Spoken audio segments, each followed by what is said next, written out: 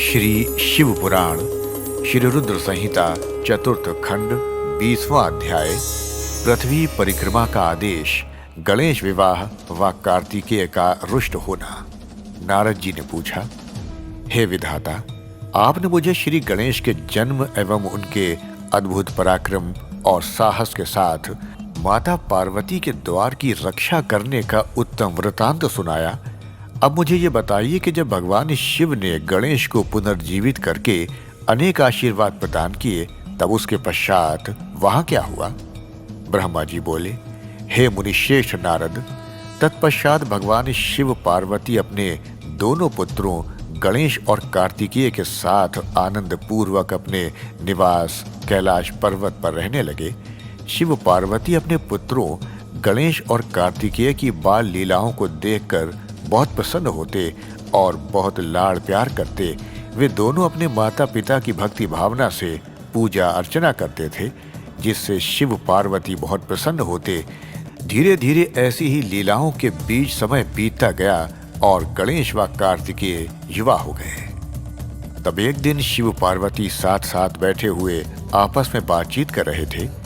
देवी पार्वती ने भगवान शिव से कहा कि प्रभु, हमारे दोनों ही पुत्र विवाह के योग्य हो गए हैं, अतः हमें अब दोनों पुत्रों का विवाह कर देना चाहिए। तब दोनों ये विचार करने लगे कि पहले गणेश का विवाह किया जाए या कार्तिकेय का।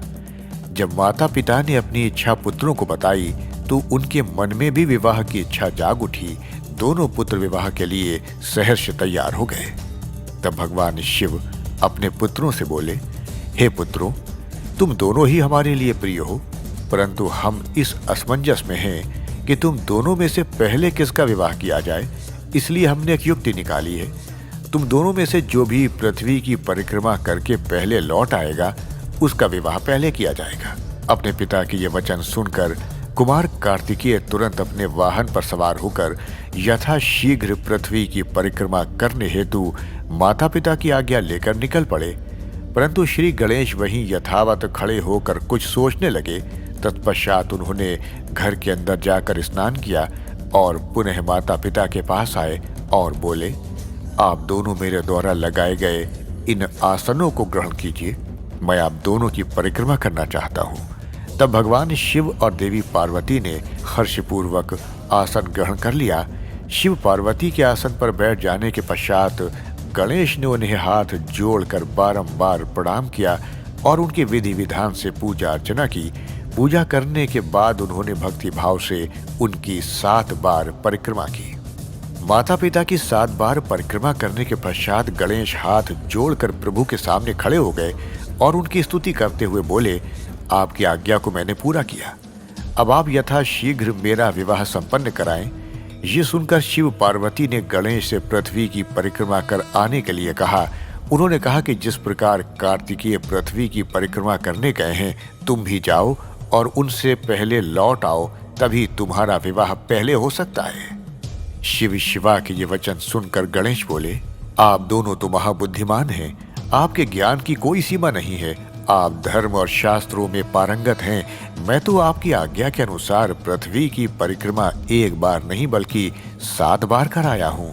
ये सुनकर शिव पार्वती बड़े आश्चर्यचकित होकर बोले कि हे पुत्र, तुम इतनी विशाल 7 द्वीप वाली समुद्र पर्वत और काननों से युक्त पृथ्वी की परिक्रमा कब कराए?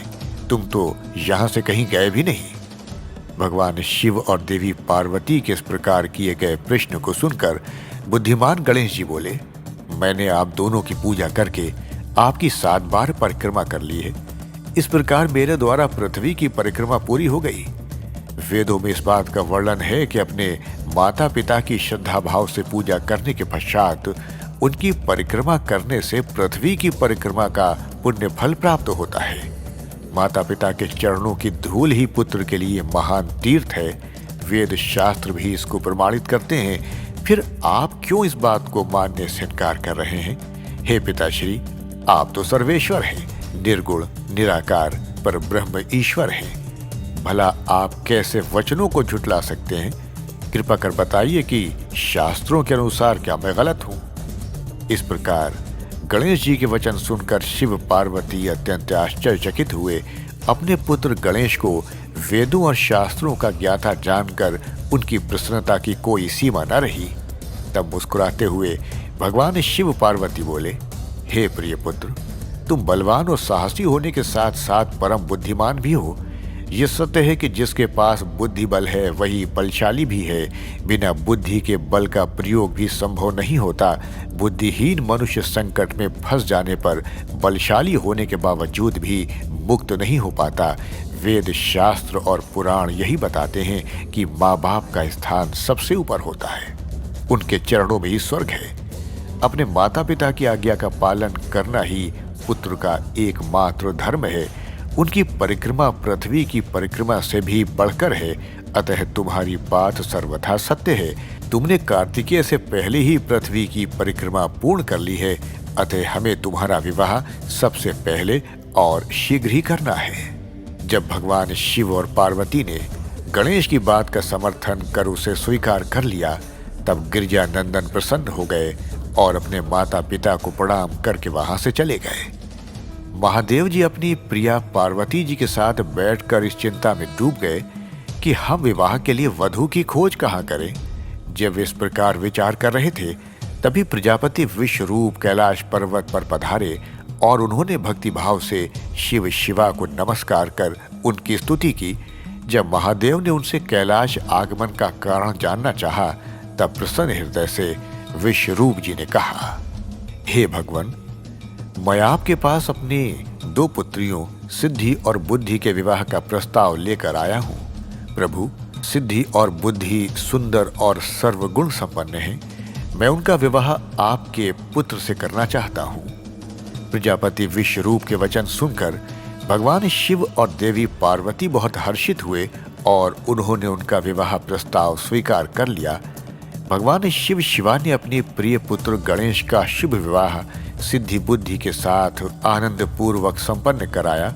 इस शुभ अवसर पर सब देवता हर्ष पूर्वक सम्मिलित हुए। उन्होंने गणेश को सपत्नीक ढेरों आशीर्वाद और शुभाशीष प्रदान किए और अपने अपने स्थान पर लौट गए। तत्पश्चात श्री गणेश अपनी दोनों पत्नियों के साथ आनंद पूर्वक विहार करने लगे। काफी समय व्यतीत हो जाने के पश्चात उनके 2 पुत्र उत्पन्न हुए। सिद्धि से उत्पन्न पुत्र का नाम शुभ तथा बुद्धि से प्राप्त पुत्र का नाम लाभ रखा गया। इस प्रकार श्री गणेश अपनी दोनों पत्नियों और पुत्रों के साथ आनंद पूर्वक रहने लगे। जब श्री गणेश को सुखपूर्वक अपना जीवन व्यतीत करते हुए काफी समय बीत गया, तब कुमार कार्तिकेय पृथ्वी की परिक्रमा पूरी करके लौट आए। वे घर पहुंचने ही वाले थे कि रास्ते में ही उनकी भेंट नारद तुमसे हो गई। तब तुमने कार्तिकेय से कहा कि तुम्हारे माता पिता ने तुमसे सौतेला व्यवहार किया है। तुम्हें पृथ्वी की परिक्रमा पर भेजकर तुम्हारे भाई गणेश का 2 सुंदर कन्याओं से विवाह कर दिया है। अब तो उनके 2 पुत्र भी हो चुके हैं और वे आनंद पूर्वक अपना जीवन सुख से बिता रहे हैं। ये तुम्हारे माता पिता ने अच्छा नहीं किया है। नारद, तुम्हारी ऐसी बातें सुनकर कार्तिकेय क्रोध में भर गए। वे अत्यंत व्याकुल होकर अति शीघ्र घर पहुंचे। क्रोध के कारण उनका मुख लाल हो गया था। कैलाश पर्वत पर पहुंचकर उन्होंने अपने माता पिता को हाथ जोड़कर प्रणाम किया। तत्पश्चात उन्होंने अपने माता पिता से इस विषय पर अपनी नाराजगी प्रकट की। कार्तिकेय ने कहा कि आप दोनों ने अपने ही पुत्र को धोखे से यहाँ से भगा दिया और अपने प्रिय पुत्र गणेश का चुपचाप विवाह रचा दिया। आप दोनों ने मेरे साथ सौतेले पुत्र जैसा व्यवहार किया है। यदि आप गणेश का ही विवाह पहले करना चाहते थे तो मुझसे एक बार कहते। मैं स्वयं अपने भाई गणेश का विवाह उत्साह पूर्वक आनंद के साथ कराता, परंतु आपने छल कपट का सहारा लिया। आप सिर्फ एक पुत्र से ही प्यार करते हैं। मेरे होने ना होने का आपको कोई फर्क ही नहीं पड़ता। अतः मैं यहाँ से हमेशा हमेशा के लिए जा रहा हूँ। अब मैं क्रौंच पर्वत पर जाकर सदैव तपस्या करूंगा। ये कहकर कुमार कार्तिकेय वहां से चले गए। भगवान शिव और पार्वती ने उन्हें समझाना चाहा, पर उन्होंने उनकी बात अनसुनी कर दी। नारद, उस दिन से स्वामी कार्तिकेय कुमार नाम से प्रसिद्ध हो गए। तब से इन तीनों लोकों में उनका नाम कुमार कार्तिकेय विख्यात हो गया। कार्तिकेय का नाम पापहारी, शुभकारी, पुण्यमयी एवं ब्रह्मचर्य की शक्ति प्रदान करने वाला है। कार्तिक पूर्णिमा के दिन कृति नक्षत्र में जो भी मनुष्य स्वामी कार्तिकेय के दर्शन अथवा पूजन करता है उसके सभी पाप नष्ट हो जाते हैं और उसे मनोवांछित फलों की प्राप्ति होती है।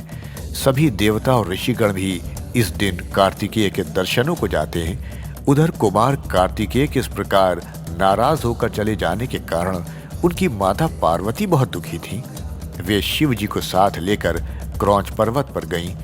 उन्हें देखकर कार्तिकेय पहले ही वहां से चले गए।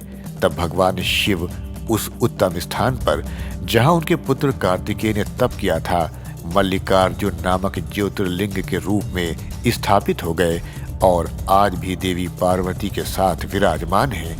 उस दिन से शिव शिवा दोनों अपने पुत्र कार्तिकेय को ढूंढने के लिए अमावस्या को शिव और पूर्णिमा के दिन पार्वती जी क्रौंच पर्वत पर जाते हैं। नारद, मैंने तुम्हें समस्त पापों का नाश करने वाले श्री गणेश और कार्तिकेय के चरित्र को सुनाया है।